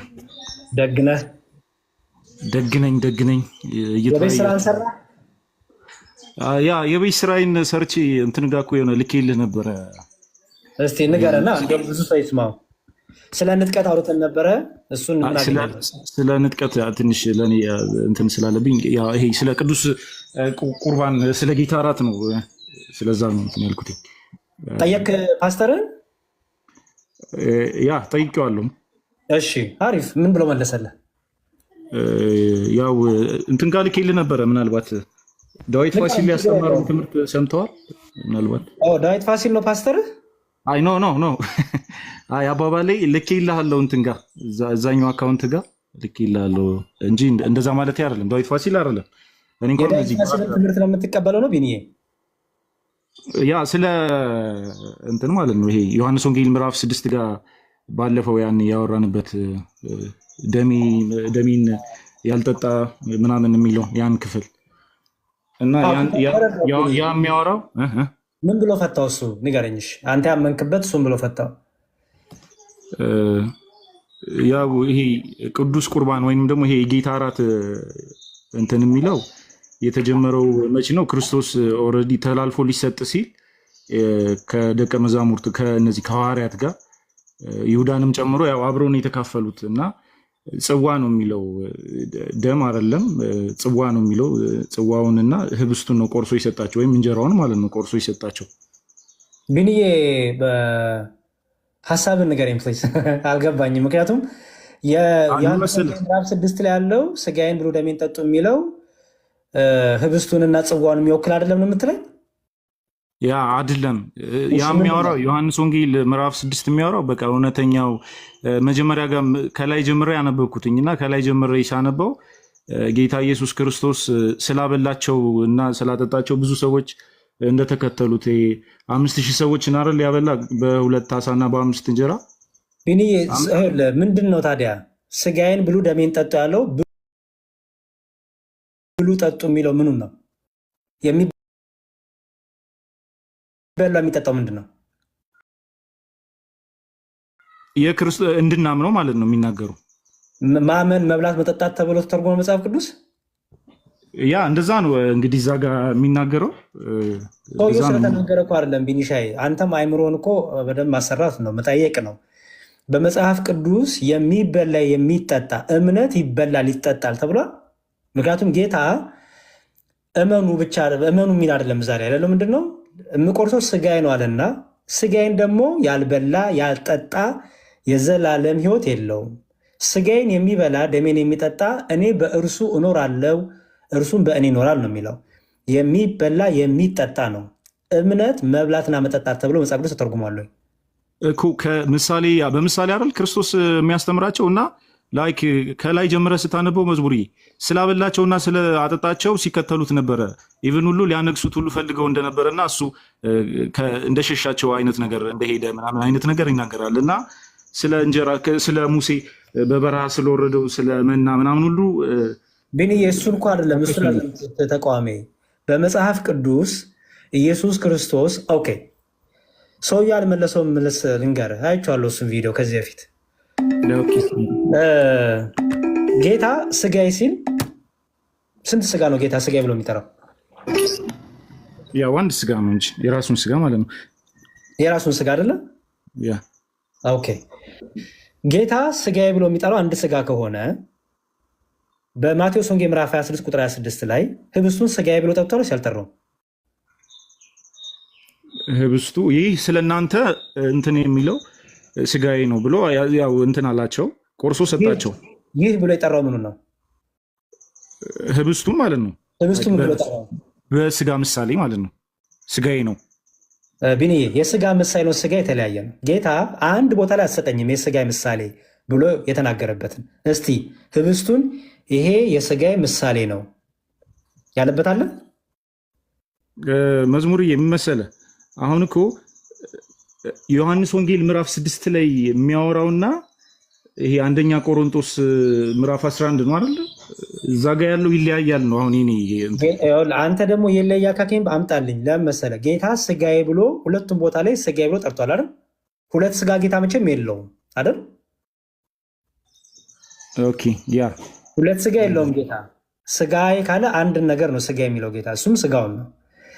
በማቴዎስ ወንጌል ምዕራፍ 26 ቁጥር 26 ላይ ህብስቱንም አንስቶ ቆረሰም ባረከ የሚልና እንካችሁ ይህ ስጋዬ ነው፣ ስለ እናንተ የሚቆረሰው ምንድን ነው አለ? ስጋዬ ነው አለ። ብሉ ጠጡ አለ። በደንብ አስተውለውን። እንካችሁ ብሉ አለ ስጋውን። ይህ ደግሞ ስለ ብዙዎች ኃጢአት የሚፈሰው የአዲስ ኪዳን ደሜ ነው። ጽዋውንም ጠጡ አለ። አስተውል። የሚበላውን ህብስቱን ስጋዬ ነው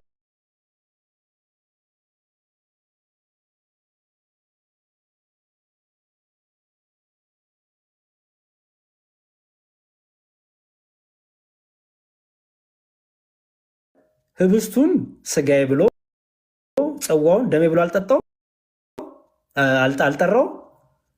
ጠርቶታል። ጌታ ስጋዬን ብሉ ደሜን ጠጡ ሲል ዮሐንስ ወንጌል ምዕራፍ 6 ላይ እና ማቴዎስ ወንጌል ምዕራፍ 26 ላይ ህብስቱን ስጋዬ ጽዋውን ደሜ ሲል ስጋዬና ደሜ የተባለው ነገር የተለያየ ነው። ሁለት ስጋና ሁለት ደም ነው። አንድ ስጋና አንድ ደም ነው። ግን እዛ ጋር ያው ቅድም እኮ አስቀድሜ እንትን ብዬ ነበረ ስለ እንጀራ ምናምን እንደዛ ያወራበት እንትን ነው። ላይክ የህይወት እንጀራ እኔ ነኝ ምናምን። ግን የማይገናኝ ከሆነ ልዩነቱን አስረዳኝ። ይሄ ነው ልዩነቱ በለኝ። እኔ እኮ አሁን አይገናኝም ብቻ ነው የምትሉት፣ ግን አስረዱ ልዩነቱን እስኪ።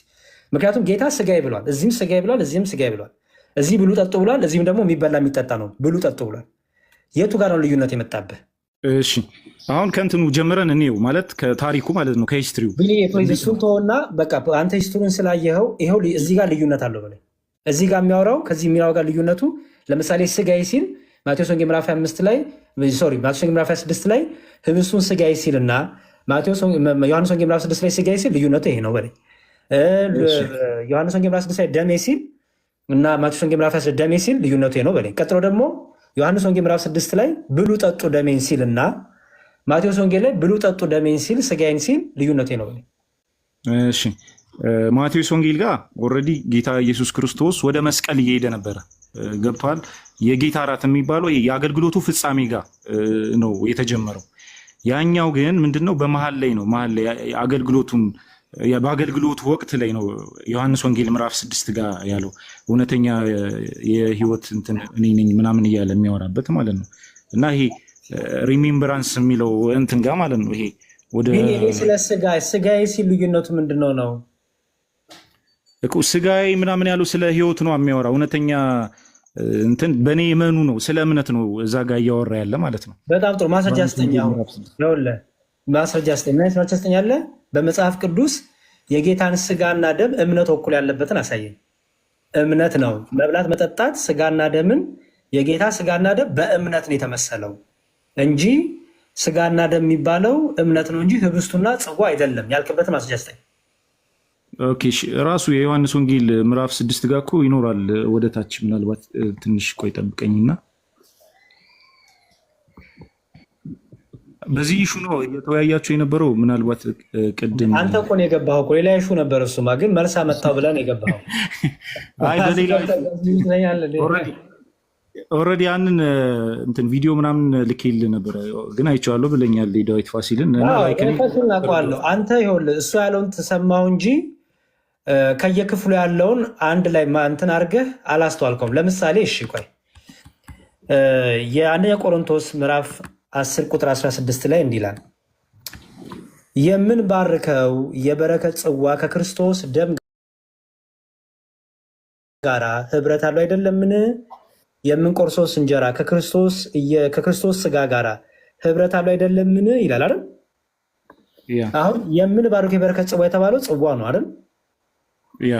የክርስቶስ ደም የተባለው ለተቃራኒ ፈሰው ነው አይደል? ህብረት አለው ማለት ነው እኮ ችግር የለውም እኮ ህብረት መኖሩ እኔ ኢየሱስን አልጠየኩም። ህብረት አለው ማለት ነው የጠየቁ ባለፈው ይሄን ጠይቄ ነበረ። ህብረት አለው ማለት ነው ግንኙነት አለው ማለት ነው። ምን አይነት ምሳሌያዊ ግንኙነት ወይም ምሳሌያዊ አንድነት ወይስ የእውነት አንድነት? ምሳሌያዊ ሪሜምብራንስ የምናስታውስበት ማለት ነው። ስለአንተ አልጠየቅኩም።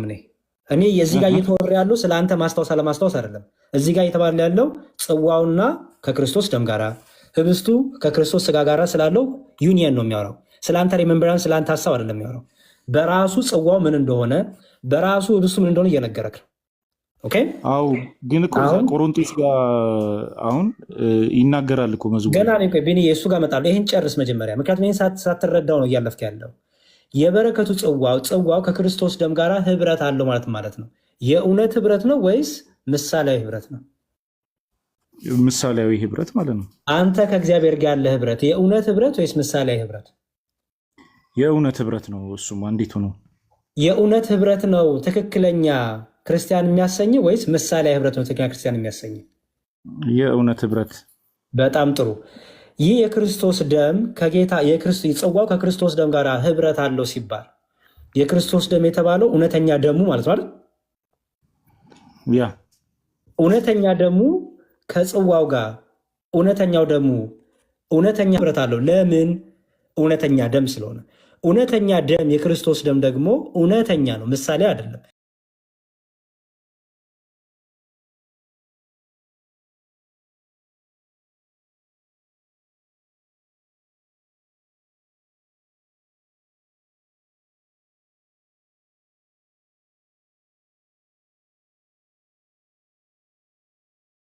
ምሳሌ ነው። አሁን እኔ እንደዛ ነው እንትን የምለው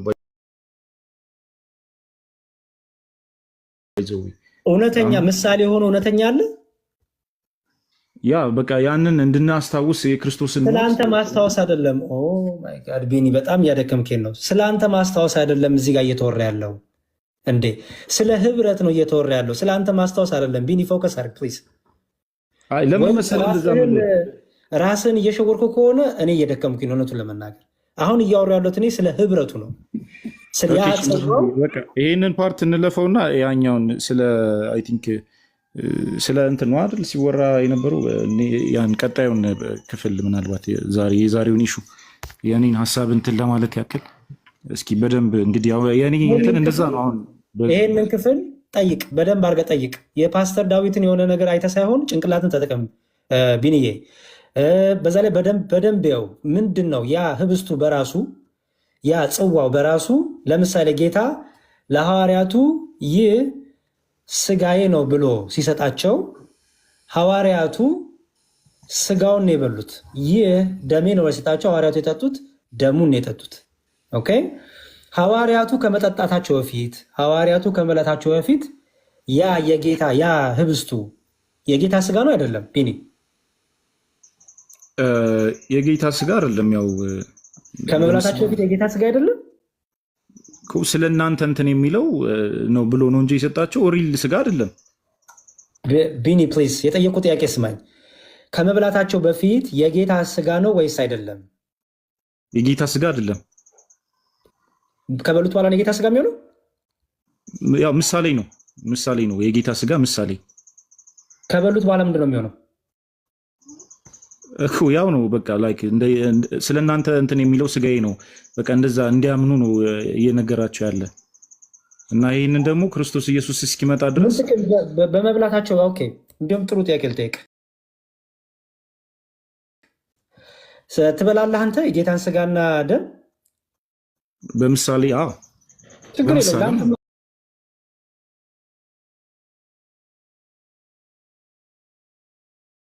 ምሳሌ ነው፣ ለእናንተ ምሳሌ ነው።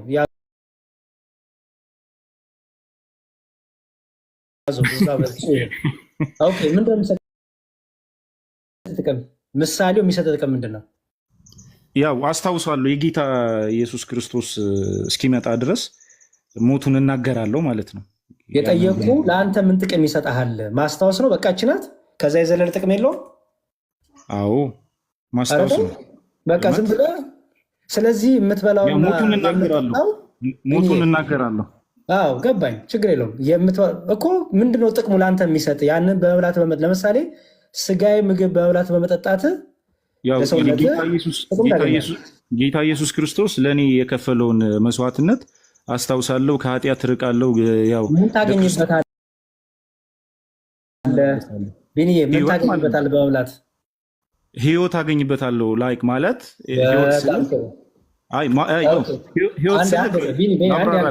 አንዴ ይሄ የምትበላው የጌታ ማዕድ የጌታ ስጋና ደም አይደለም ብለኛል። ኦኬ እንደ ሌሎቹ ምግብ ነው? እንደ ሌሎቹ መጠጥ ነው? አይደለም፣ እንደዛ አይደለም። ምክንያቱም ይፈረድበታል። ከሌሎቹ የሚለየው ምንድን ነው? ያው ይፈረድበታል። በክርስቶስ የክርስቶስን ደሙን ነው የምናገር። ላይክ ይሄንን እንጀራ ሳይገባው ምንድን ነው ግን የአንተ ማሰብ ነው የሚለየው? ያው ይፈረድበታል። ያንን ማንኛውም ሰው ያንን ማድረግ አይችልም። ይሄንን የጌታን እራት ሞትና ቢኒ ፕሊዝ አዳምጠኝ። የአንተ ማሰብ ነው ወይ የለየው ከሌሎቹ ወይስ ምንድን ነው የለየው? አንተ ማሰብክ ነው የጌታ በቃ መታሰቢያ ብለህ ማሰብክ ነው የለየው ወይስ ምንድን ነው የለየው? ያ ማሰብን የለየው ማሰብ ሳይሆን የለየው ህብረት ስላለው ነው ቢኒዬ። ያ ሌላ ቀን የምትበላው ምግብ ከጌታ እውነተኛ ስጋና ደም ጋር ህብረት የለውም። ኦኬ ማሰብ አይደለም የለየው። አየሁ አሁን እንዴት ፎልት እየሰራ የተሳሳትክ እንደሆነ ቢኒ። ለዚህ ነው አንዳንዴ ስትመልስልኝ በደንብ አስተውል መልስ የምልህ። ማሰብህ አይደለም ማሰባችን አይደለም መታሰቢያ ስለሆነም አይደለም። ባይዘው ህብረት እኮ ስላለው እኮ ነው እንደ ማንኛውም ምግብ ማልበለውና ማልጠጣው። ከምን ጋር ነው ህብረት ያለው? የመጨረሻ ልጠይቅህ። ለምሳሌ ህብስቱ ከምን ጋር ነው ህብረት ያለው? የጌታ ኢየሱስ ክርስቶስን መሞት። ህብስቱ ማይ ጋድ ቢኒ፣ ህብስቱ ከምን ጋር ነው ህብረት ያለው? ከስጋው ጋር። ከየትኛው ስጋ ጋር? ከክርስቶስ ስጋ ጋር ማለት ነው። እውነተኛ ስጋው ወይስ ምሳሌያዊ ስጋው? ምሳሌያዊ ስጋው፣ ምክንያቱም በምሳሌ ነው ያስረዳው። ህብረት አለው ማለት ነው። ያንን ስንወስድ ማስታወስ አለብን። ጌታ ኢየሱስ የጠየቁ ቢኒ እኔ ደከመኝ። በቃ ሌሎቻችሁ ቀጥሉ። ጊዜ ስትልኝ ለምን ያሬዶ ትዳረቃሉ? በቃ ከጨረሰ እኮ ቢኒ አንድ እስቲ ታሙ አንድ እስቲ ልጠይቀው ስለዛሬው ኢሹ ቢኒ አንዴ ፕሊስ ቆይ ቃልን ያሰማለን። ዲያቆን ያሬድ ፕርስቅላ ያኛው አካውንት ተዘጋ መሰለኝ። ሰላም ብያለሁ። ለጊዜው ተዘጋብኝ። እግዚአብሔር ይመስገን። መምህር እንዴት ነው? እግዚአብሔር ይመስገን። አሜን። እንኳን ቆያችሁ። ሁላችሁንም ሰላም ብያለሁ። ተሙ እነ ናቲ፣ ሌሎቻችሁም እነ ቢኒ፣ ሄለን ሰላም እህታችን፣ ሌሎቻችሁም ሰላም ብያለሁ። ማን ያልጠቀስኩት ፎከስ ነው የሚለው ከጀርባና ከላይ ዋን ኦፊ። እሺ ሰላም ብያለሁ ወንድሞቼ። ቢኒ አሁን ምንድነው መሰለ ክርስቶስን ትወደዋለህ? አዎ በደንብ። እሺ መውደዳችንን ደግሞ በነገራችን ላይ የምንገልጠው እሱ ያለንን ነገር በማመን መሆን አለበት አይደል? አምነን በመፈጸም ለምሳሌ የሚወደው ቢኖር ትእዛዜን ይጠብቃል የሚል ቃል ታስታውሳለህ አይደል? ያው ቃሉን ሰምተን ትእዛዙን መጠበቅ ማመን የነገርን ነገር ይገባል። አሁን ክርስቶስ እንዳለን እናምናለን እንጂ ምናልባት ቀድመን የሰማነው ትምህርት ቢኖር ከሰዎች ወይም ህብረት ከምታደርግበት ቸርች እሱን እንዛለን ማለት አይደለም። ቃሉ ይናገር፣ ክርስቶስን ስለምንወደው እንስማ እና ቅድም በተጠቀሰው ጥቅስ ላይ እንጀራ ወይም ህብስት ያነሳል አይደል? ሲሰጣቸው እንካችሁ ይህ የስጋዬ ምሳሌ ነው ብሎ ነው የሚሰጣቸው ከባረከው በኋላ። ያው ይህ ስለእናንተ እንትን የሚለው ስጋዬ ነው ብሎ ነው የሰጣቸው። አዎ ስጋዬ ነው ብሎ ነው ያላቸው አይደል? ከባረከው በኋላ መጀመሪያ እንጀራ ነበር፣ ህብስት ነበር አይደል? ህብስት ነበር። ባረከና ምን አላቸው? ሰጣቸው። ሲሰጣቸው ምን አላቸው? ስጋዬ ነው ያላቸው። አየው። ስለዚህ ክርስቶስ ባርኮ የሰጣቸውን ያንን ህብስት ስጋዬ ነው ብሎ ሰጠ። አንተ ደግሞ የለም ስጋ አይደለም እያልከው ነው። ስለዚህ ወደዋለሁ ማለት አችልም ባይዚ ይሄንን ካላመንክ ማለት ነው። ምክንያቱም ክርስቶስ ስጋ ያልሆነን ነገር ስጋዬ ነው ብሎ አይሰጥም። ለምሳሌ የስጋው ምሳሌ ከሆነ አንተ እንዳልከው ይሄው የስጋዬ ምሳሌ ነው ብሎ ማለት ይችላል ነበር። ስለዚህ ክርስቶስ እንደተናገረው ህብስትን ያነሳው ግን ባረከ። ከባረከ በኋላ እንካችሁ ብሉ ስጋዬ ነው አለ። ስለዚህ ክርስቶስ ስጋዬ ነው ይላል፣ አንተ ደግሞ የለም ስጋ አይደለም የስጋ ምሳሌ ነው ልትለው ሆነ። አንድ ይሄን ያዝ። ሁለተኛ ደግሞ ጽዋ ያነሳል አይደል? እሺ ለምን መሰለህ? አንድ ቆይ ግድ የለም ለምን የሚለውን እንመጣለን። አሁን ይችልን ጨርሳት። ጽዋ ያነሳል አይደል? እሺ ከዛ ይባርካል ወይም ያመሰግናል። ቀጥሎ ምንድን ነው የሚላቸው? ያው ደሜ ነው ስለእናንተ የሚፈሰው ደሜ ነው፣ ስለ ብዙዎች የኃጢአት ይቅርታ የሚፈሰው ደሜ ነው ያለው። አይባል አይህ እኮ በቃ ጠጡ ነው ያለው። መነጋጅ ጠጡ፣ ስለ ብዙዎች የኃጢአት ይቅርታ የሚፈሰው የሐዲስ ኪዳን ደሜ ነው ያለው። ህብስት መጀመሪያ ጽዋ ነበረ፣ ግን ባረከ ወይም አመሰገነ። ከዛ በኋላስ ምን አድርጎታል? ስለ ብዙዎች የኃጢአት ይቅርታ የሚፈሰው ደሙ። ስለዚህ ሲሰጥ ስለ ብዙዎች ኃጢአት ይቅርታ ለሚፈሰው ደሜ ምሳሌ ነው ብሎ አይደለም የሚሰጠው፣ ደሜ ነው። ምንም ይሆን ስለ ብዙዎች ኃጢአት ይቅርታ የሚፈሰው የሐዲስ ኪዳን ደሜ። አሜን ብለህ ነው መቀበል ያለብህ ይሄንን። ስለዚህ ቅዱስ ቁርባን የጌታ ስጋና ደም ነው ወይስ አይደለም ስትባል እንደ ክርስቶስ ተናገራል። እንደ ስጋዬ ነው ደሜ ነው እያለ ክርስቶስ እዚህ ጋር መጥቼ የስጋህና የደምህ እኮ መታሰቢያ ነው ወይም ደግሞ የስጋህና የደምህ ምሳሌ ነው ልለው አልችልም። እንደዚህ ካልኩትኝ ክጄዋለሁ፣ አልወደውም። ስጋዬ ነው ብሏል ክርስቶስ፣ ስለዚህ ስጋው ነው። ደሜ ነው ብሏል ክርስቶስ፣ ለብዙዎች ኃጢአት ይቅርታ የሚፈሰው ደሜ ደሙ ነው የምንለው። እሺ ምንድነው አሁን እዚህ ጋር ያልገባ? ግልጽ አይደለም ይሄ? ምን መሰለህ፣ እኔ እኮ አሁን እያጣጣልኩት ምናምን አይደለም። ባይዘው ምሳሌ ስል እንደዛ እንዳትረዱኝ። እኛም እኮ እንወስዳለን፣ ቸርች ጋር ይዘጋጃል ይሄ የጌታ እራት ማለት ነው። ቢንዬ ይቅርታና እንደው ባጭሩ እንትን ለማለት አሁን እናንተ አትወስዱም የጌታ እራት ብላችሁ እንደዛ እያልን አይደለም። እሺ እሱ ሳይሆን መጀመሪያ ምን ብለህ ነው የምታምነው? ምን ብለህ ነው የምትወስደው? ለምሳሌ የክርስቶስ የስጋው ምሳሌ ነው፣ የክርስቶስ የደሙ ምሳሌ ነው፣ መታሰቢያ ነው እያልክ ከሆነ በቃ ምንም አታምነው። ቅዱስ ቁርባን የጌታ ስጋና ደም ነው ብለህ መጀመሪያ ማመን አለብህ። የእሱ ስጋና ደም እንደሆነ የምትቀበለው ካመንክ ቅድም ስጋዬና ደሜ እኮ ያለው እምነት ነው ወደሚለው አጣምህ አተረጉም። ስጋዬ ሲል ክርስቶስ የኔ ስጋ እያለ ነው። ደሜ ሲል የኔ ደም እያለ ነው። የሚቆረሰው የሚፈሰው እያለ እየተናገረ ነው። ስለዚህ መጀመሪያ የሚቀድመው የክርስቶስ ስጋና ደም ነው ብለህ ማመን አለብን። መልሼ ልጠይቅህ፣ ለደቀ መዛሙርቱ ክርስቶስ የሰጣቸው እንካችሁ ብሉ እንካችሁ ጠጡ ያላቸው ስጋውና ደሙን ነው አይደለም? ስጋውና ደሙን ነው። ጎበዝ። በቃ አሁን እንደዚህ ማመን አለብህ። አየው፣ አይ ስጋውና ደሙን ሳይሆን የስጋውና የደሙን ምሳሌ ነው ካልክ ግን፣ ወይም ስጋውና ደሙን ሳይሆን የስጋውና የደሙን መታሰቢያ ነው ካልክ ግን በቃ ቶታሊ ስህተት ነው የሚሆነው።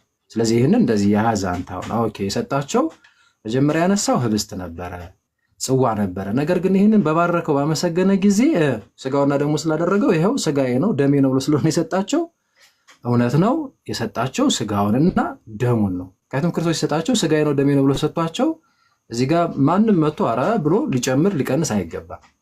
ስለዚህ ስጋውና ደሙን ነው በቃ አትሊስት እዚህ ጋር አለቀ ይመስለኛል።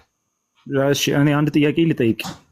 እሺ ይሄ እንጀራውንም ይሄ የዮሐንስ ወንጌል ምዕራፍ 22 ቁጥር 19 ጋር ምናልባት መጽሐፍ ቅዱስ አጠገብ ካለ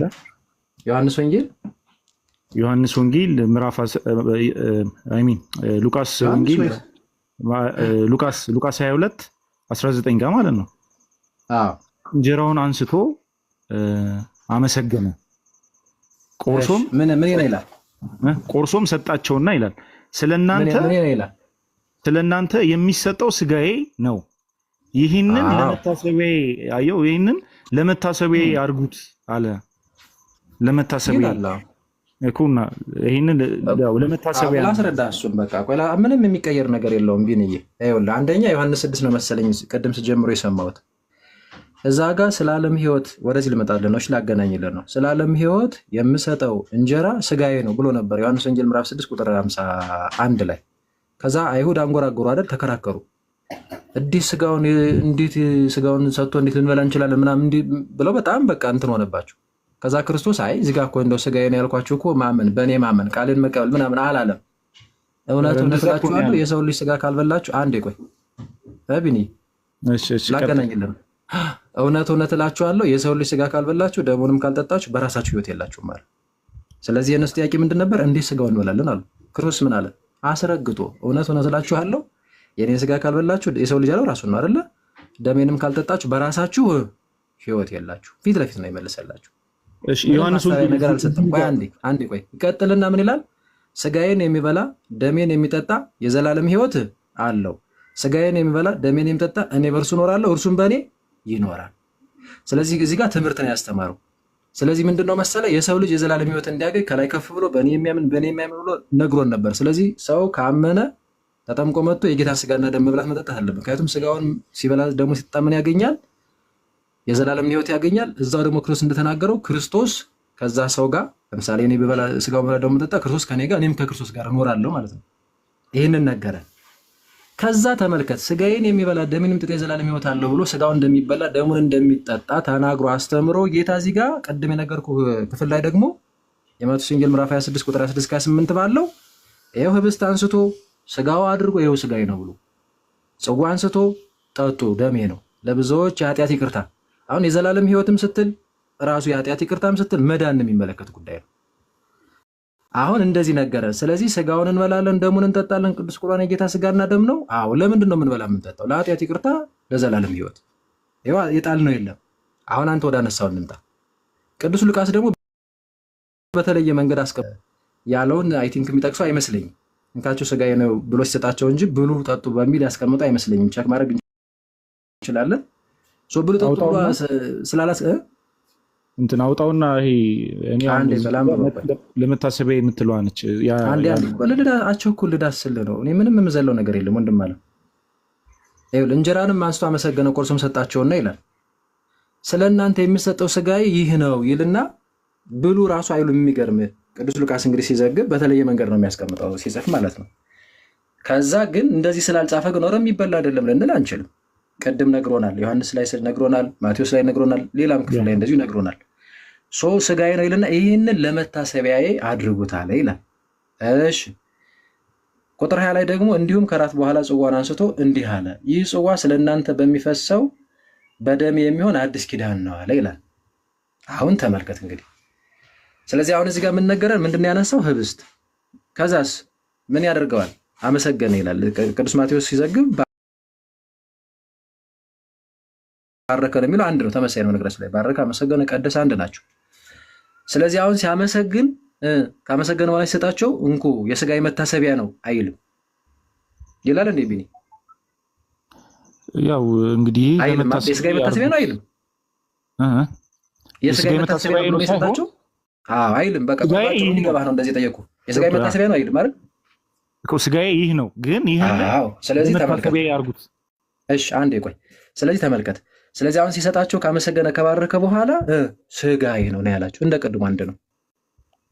ከዛ ግን ይህንን ስጋዬን ራሱ ምን አድርጉት አለ? ለመታሰቢያ ያድርጉት አለ። አሁን ይህንን ራሱ ተመልከት።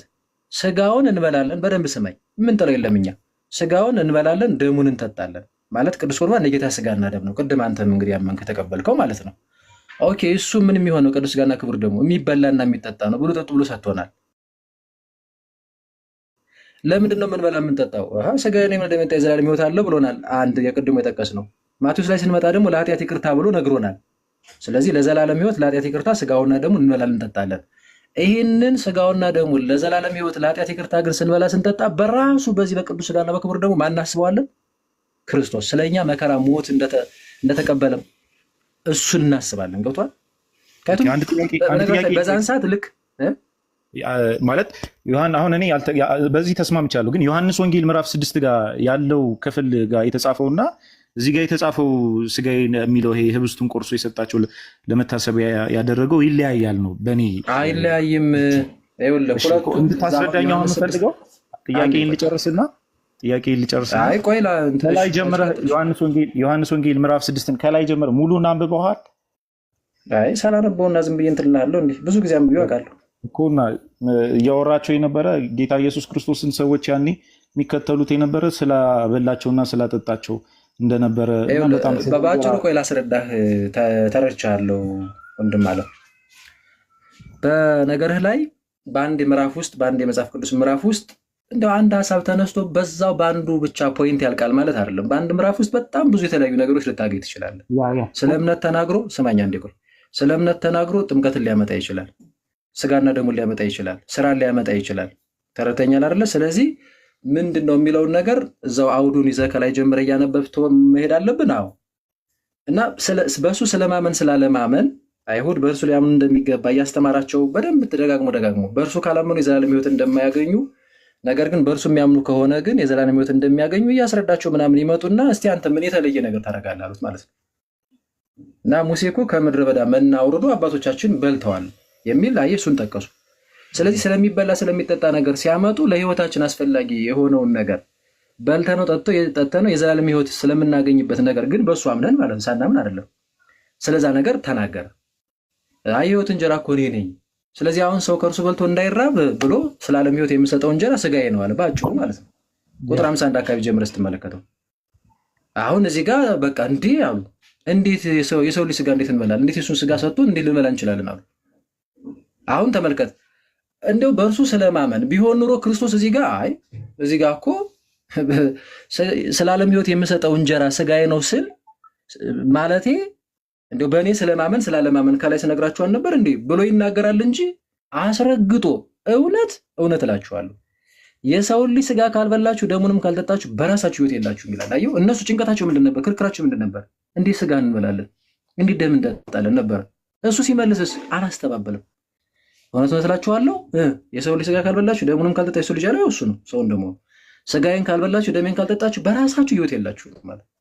ስለዚህ አየሁ፣ ያ በብሉይ ኪዳን በልተውት ግን ከሞት ያላስጠላቸው ሞቱ ይላል።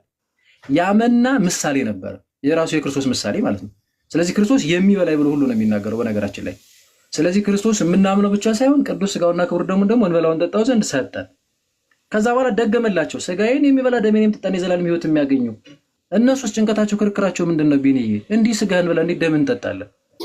አሁንም ወረድ ትልና ሌላው ቀርቶ ይህንን ትምህርት በቅፍርናሆም ሲያስተምር ይላል ቁጥር 59 ላይ ሌሎቹ የሰሙ ተከትለውት በእሱ የሚያምኑት ደቀ መዛሙርት ከ12 ውጭ ያሉት እነሱም ጨነቃቸው። በውስጣቸው የተጨነቁት የሚገርም እንደዚህ አፋ ወጥተው ምናምን አይደለም፣ እንዳይሁድ ሲከራከሩ ምናምን አይደለም የሚሰማቸው።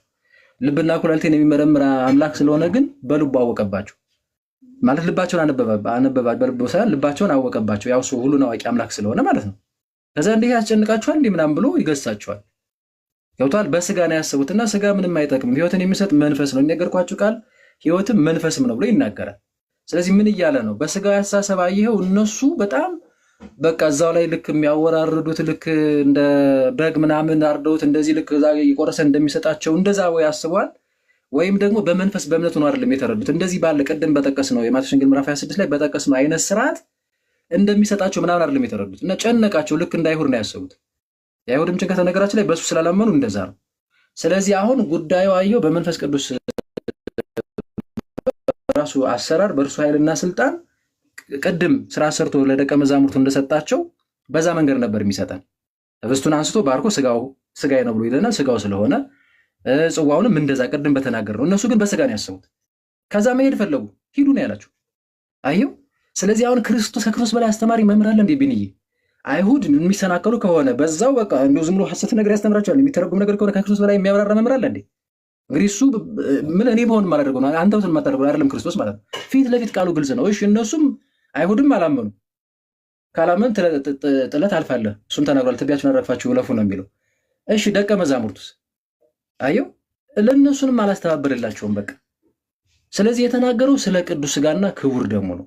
ከዛ ግን እዚህ ጋር ትምህርት ነው ያስተማረው። አየው አሁን ስራ ሰርቶ ምናምን ህብስት እንትን ብሎ በዛው አይደለም የቀጠለው።